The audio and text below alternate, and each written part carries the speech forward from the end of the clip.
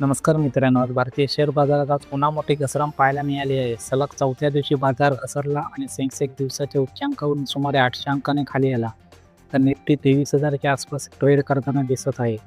सकाळी बाजाराने चांगली सुरुवात केली होती, पण अचानक विक्रीचा दबाव वाढल्यामुळे इंडेक्स खाली आले.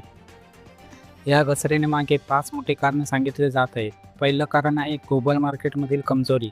आशियाई आणि अमेरिकन बाजार घसरल्याचा परिणाम भारतावर झाला. नंबर 2, विदेशी गुंतवणूकदारांची विक्री. FII मोठ्या प्रमाणात शेअर विकत आहे. नंबर 3, कच्च्या तेलाच्या किमती वाढल्या, त्यामुळे बाजारावर दबाव वाढला. नंबर 4, मिडल ईस्टमधील तणाव, जागतिक अनिश्चितता वाढली आहे. Number 5, profit booking. काही गुंतवणूकदारांनी नफा वाढवल्यामुळे बाजार खाली आला आहे. तज्ज्ञांच्या मते पुढील काही दिवस बाजारात अस्थिरता कायम राहू शकते, त्यामुळे गुंतवणूक करताना सावध राहणे गरजेचं आहे. हा व्हिडिओ आवडला असेल तर लाईक आणि सबस्क्राईब करायला विसरू नका. धन्यवाद.